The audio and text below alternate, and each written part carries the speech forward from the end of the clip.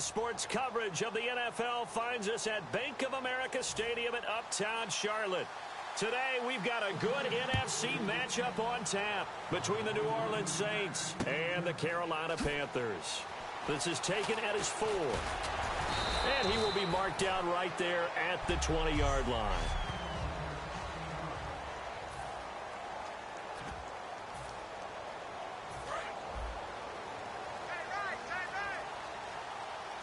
They come out 5 wide, 3 of them to the right side.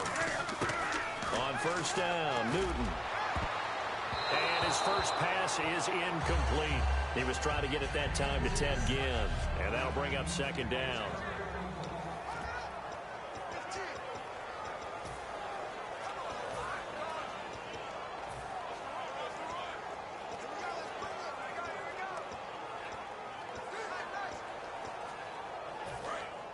And on the outside, they're playing press coverage.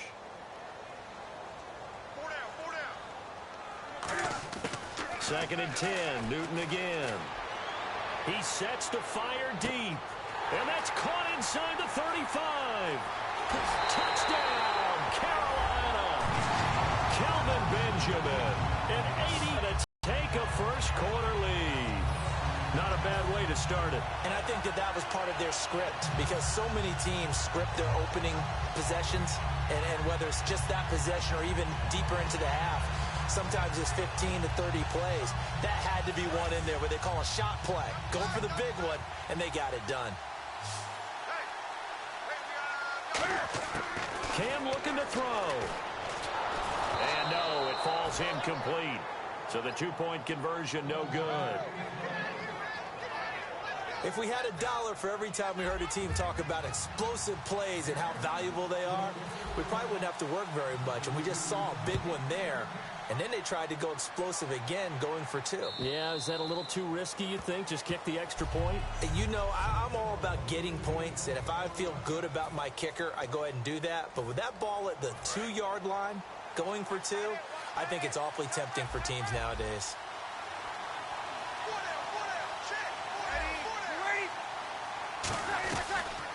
And the former Heisman winner, this is Mark Ingram. And the big boys up front, they're going to stop him right at the line. It's a loss of a yard there, and now second down.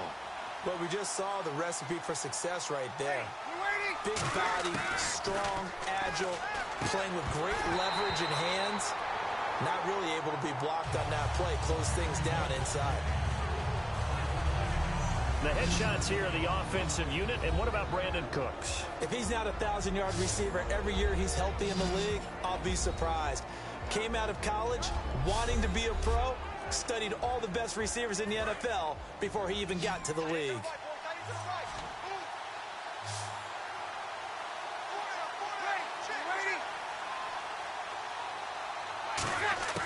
Now Breeze on third down.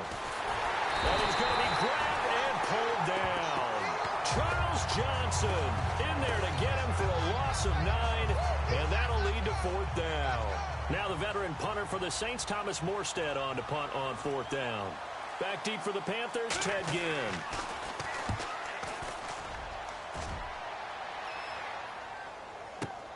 Fielded just inside the 30. A good return there, 17 yards. And out will come the offense as they take over. Here's the Carolina offense as they get ready to take over here. And that recipe on their last drive that resulted in a touchdown looked pretty good, so they'll be hoping to do that once more. And it takes me back to when we sat with the offensive coordinator and the head coach. They felt pretty good about their game plan and thought there were some holes in the defense, and they exploited on the left. That's caught inside the 20. Touchdown, Carolina.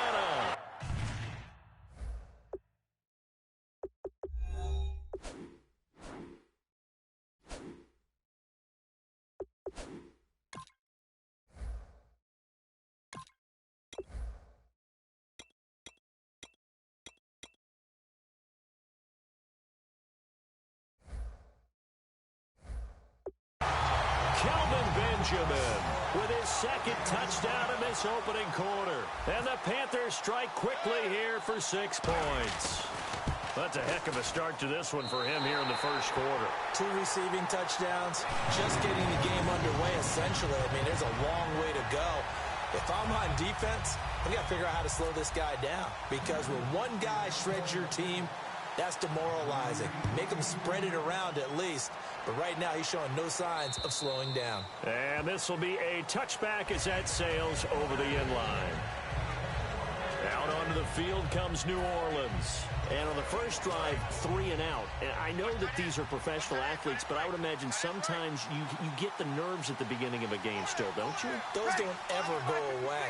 And typically, what I've heard from guys and what I remember from playing, if you don't have nerves at the start of a game, it's not going to be a great day for you. You're not really ready to play.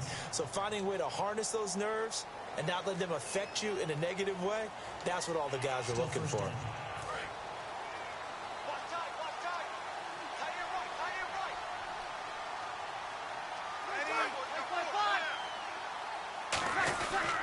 After the penalty, it's Ingram. And he's going to get hit at the line of scrimmage and driven backwards. Calling no gain on the play, and it'll be second down.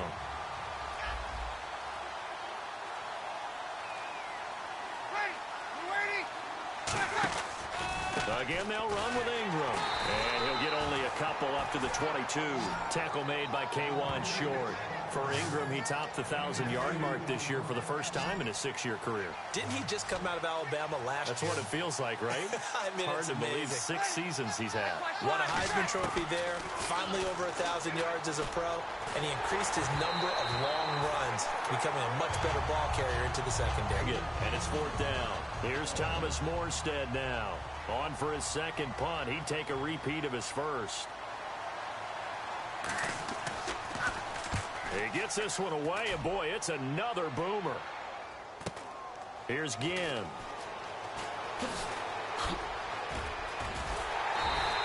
It's a 45-yard punt, but a decent return there of 9 yards. And the Panthers...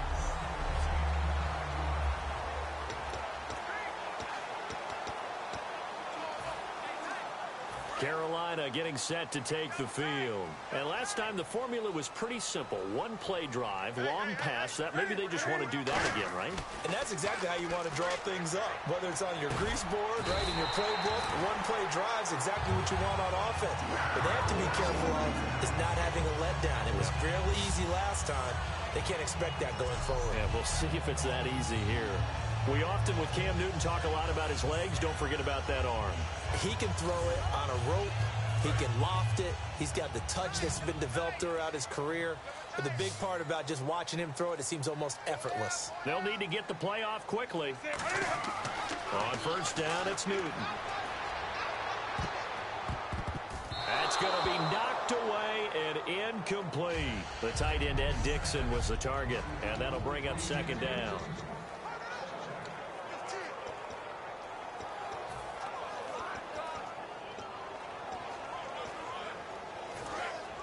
Looks like the defense in press coverage here.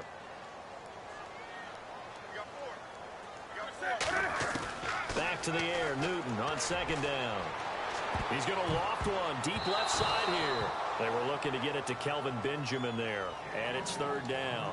Well, not that we had any questions, but it's obvious his arm does not hurt today, does it? He does not mind slinging it around. He is firing that pigskin around the yard. Yeah, putting it deep downfield, taking shots. Unsuccessful there, but I like his moxie.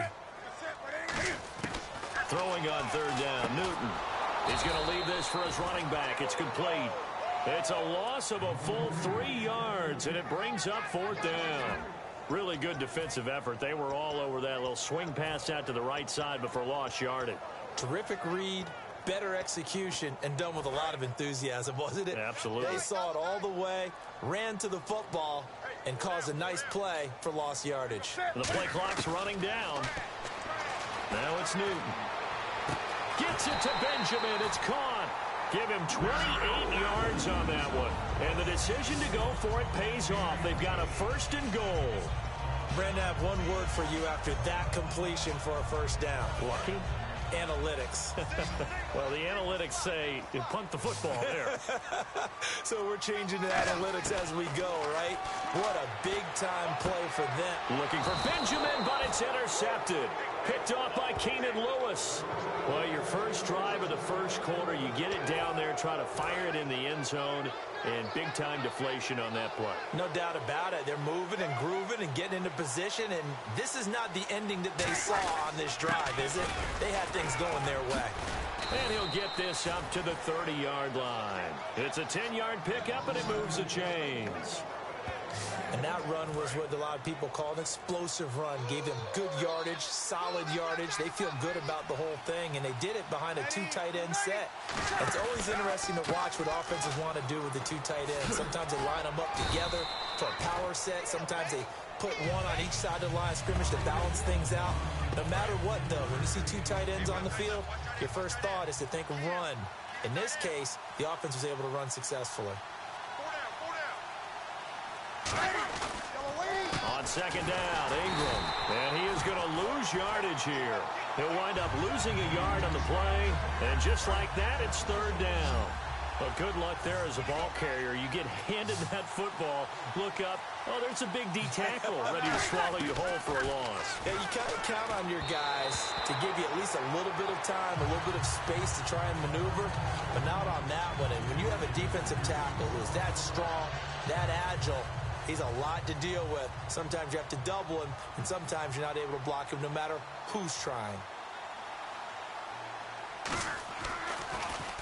First kick, 47. This one looks good as well. Now it's Ginn. Oh, a heck of a move. Man. A very good return that time. 18 yards. And the offense will come back onto the field for the 1st and 10. Carolina getting set to take the field. And the interception thrown in the red zone last time. We'll see if they can rebound. I just have to think the last thing he said as they went back out there was, don't do that again. What do you think? What do you think? Yeah, I think that. I think that not only did he say that, but he also told him, let's put it in the end zone that it's supposed to be. And he's taken down here by the Saints. Cameron Jordan in there to make the sack. He buries him for a loss of 10. Well, so much for setting the tone of the drive offensively. Giving up a big sack that loses that kind of yardage, not a great start. A play fake to Stewart. It's Newton. Going up top. And he bats it away, and it falls down incomplete. I like the boldness, and I like that they took a shot downfield, but it was well covered. He was able to get a hand in and knock it away. Off play action. Newton. He's going to let it go again. Looking for Benjamin, but it's intercepted. Picked off by the safety, Jarris Bird. And he's able to get it back here to the 43-yard line. They told us repeatedly earlier in the week in our meetings, we need some plays from our defense here on the road early. They got one. And don't think they were above all week long pointing out to their defense that the other defense is rated higher than them. You going to let that happen, guys? Is that how we're going to play? And they responded to the challenge. And it's caught. Kobe Flainer. And he's going to get this inside the 30. A good gain of 14 there, and it moves the chains. And after that completion, you can understand why so many teams in the league are emphasizing speed on defense at every position.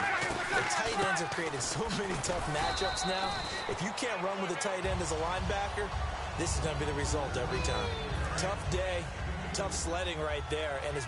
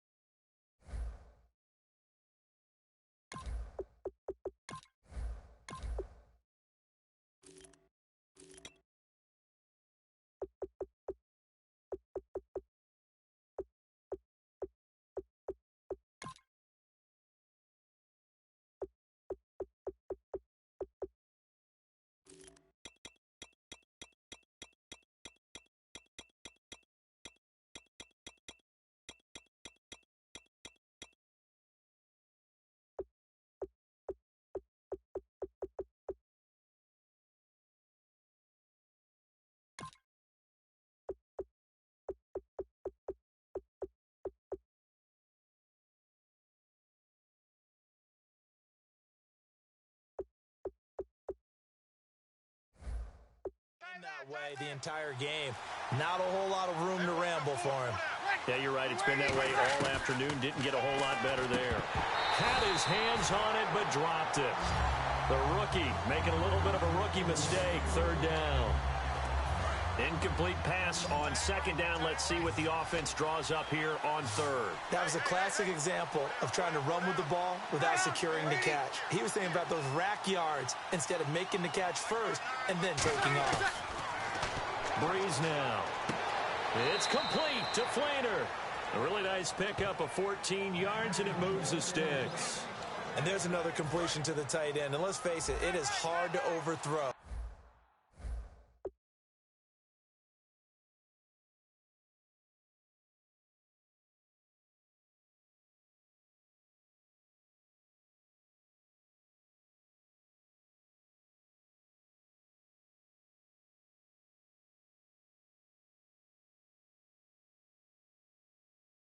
A 6'6" target. It is indeed. Quarterbacks like their speed guys. They like that huge 6'6" target that they've got in him. They really do, and it reminds me of what one great tight end told me once. He had told his quarterback, just make sure you throw it up there, kind of like put up on the top shelf where the kids can't get it. The evaluation process in today's NFL does not take into account as much bulk as it does speed, and that's what we're seeing with the linebacker position. Those guys that can run, they can play at any spot because they can make plays on the opposite side of the line of scrimmage. 7 yards on the carry. Make it 3rd and 4 coming up. On a 2nd and long, it's really nice to see an offense that has enough confidence to run the football in that situation. I think that goes back to their practice and game planning. They've seen things that they've seen on tape and in previous games that led them to believe that even in a long-distance situation, they can still run the football and gain enough yardage to put themselves in a good spot on 3rd down.